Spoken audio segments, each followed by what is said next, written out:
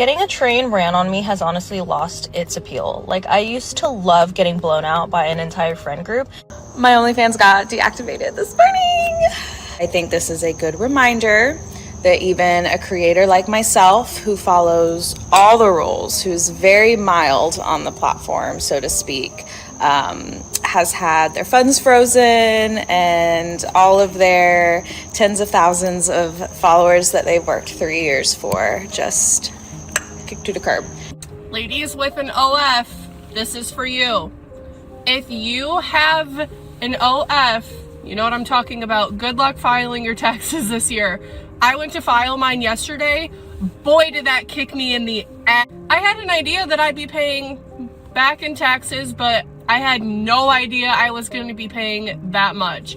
I wish you guys the best of luck, and I really hope you saved that money, because I just started, I was just mind blown at how much I had to pay back in taxes because of that. Some of you been trying to be wifey material. You're not, girl. You're cleanup towel material. You'll never be wifey material. The moment you start selling your body online, you've permanently disqualified yourself from being wife material to any high-value man. You can't be the town bicycle and then act shocked when quality men don't want to put a ring on it. These women think they can spend their 20s getting railed by strangers for money, then magically transform into pure, innocent wives when they hit the wall. That's not how reality works. That's not how male psychology works. Once you've commoditized your sexuality, you've destroyed your ability to pair bond and create genuine intimacy.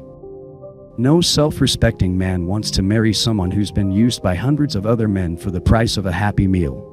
I would never do OnlyFans. Let's talk about why I deleted my OnlyFans. What? I wasn't happy doing it. Like, it almost felt like I wanted to like go towards something I desired more. It made my name look bad. Like, being on OnlyFans, it was more like, oh, she's an OnlyFans girl, and that's just not someone who I wanted to be known as. If you Google the average wage of an OnlyFans creator, it's $180 a month.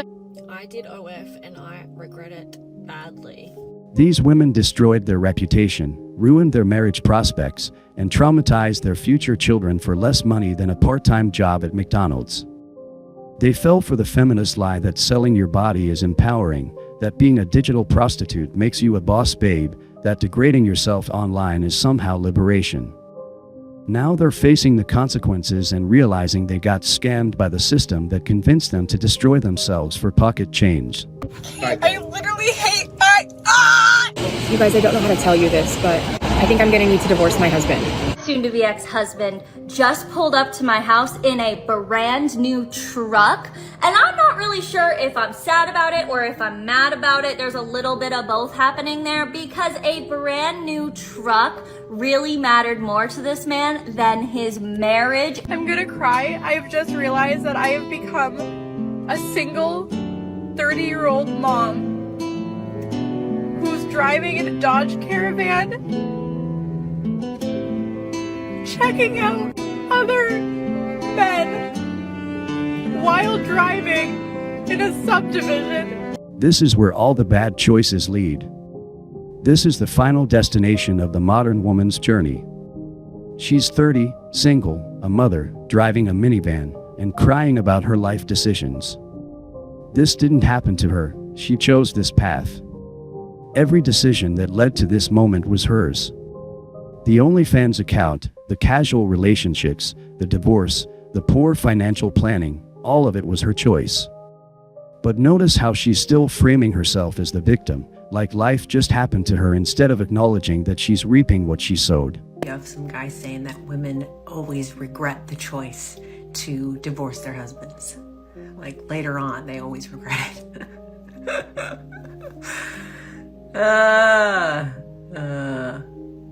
If you've gone through divorce, I just need to know, does it get easier? Does it get easier? Because all I can do every time is cry. No matter what I do, I always end up crying the whole time. These clips perfectly illustrate the devastating consequences of buying into feminist propaganda and the sex work is empowering lie that's destroying an entire generation of women. The average OnlyFans creator makes $180 a month. That's not a career, that's barely beer money. But these women were sold a fantasy that they could become millionaires by selling pictures of their bodies online. They believed the propaganda about being independent boss babes who were taking control of their sexuality and their finances. The reality is that they became digital prostitutes for less money than they could make working part-time at Target. They traded their dignity, their reputation, and their future marriage prospects for pocket change. And the worst part? They did it willingly, thinking they were being empowered when they were actually being exploited by a system that profits from their degradation. The tax situation is particularly brutal because it exposes how financially illiterate these women are. They thought the money they made was theirs to keep, not realizing that self-employment taxes would eat up a massive chunk of their earnings. So not only did they destroy their reputation for chump change, they now owe money to the government for the privilege of having done so.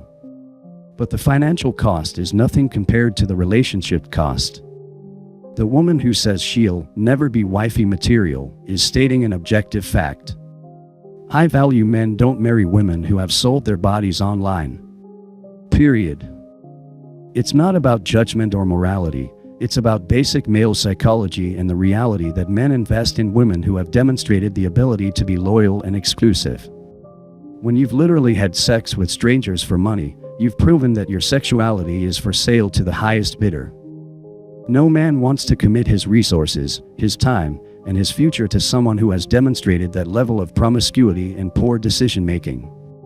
These women destroyed their ability to pair bond, then act shocked when they can't find quality men who want to marry them. The divorce situation is equally predictable. These women spent their early years believing they could have it all, sleep around, make money from their bodies, then settle down with a good man when they were ready. But relationships don't work that way. Marriage requires sacrifice, commitment, and the ability to put someone else's needs before your own. Women who have spent years in transactional relationships with men don't suddenly develop the capacity for genuine love and selflessness. The crying woman in the minivan is the perfect ending to this story because she represents where all these choices ultimately lead. She's hit the wall, she's single, she's struggling financially, and she's finally realizing that all the empowerment rhetoric was a lie. She was sold a fantasy that she could live like a man with no consequences, that she could prioritize her own desires above everything else, and that somehow it would all work out in the end. But biology doesn't care about feminist theory. The sexual marketplace doesn't care about your feelings. High-value men don't care about your OnlyFans followers.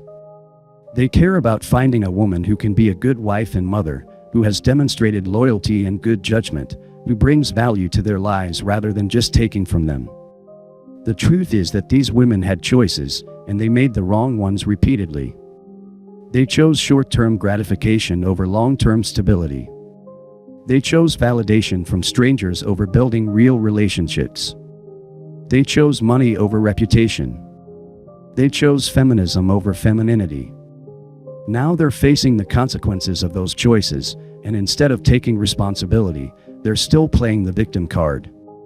They're still acting like society failed them, like men are the problem, like the system is rigged against them. They refuse to acknowledge that they created their own misery through their own decisions.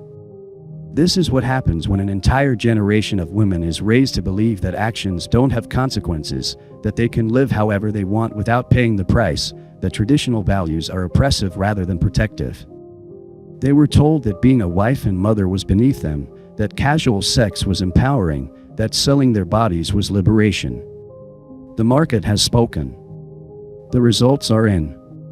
And the verdict is clear: the feminist blueprint for female happiness is a complete disaster. These women are living proof that you can't cheat biology, you can't escape consequences, and you can't build a successful life on a foundation of poor choices and victim mentality.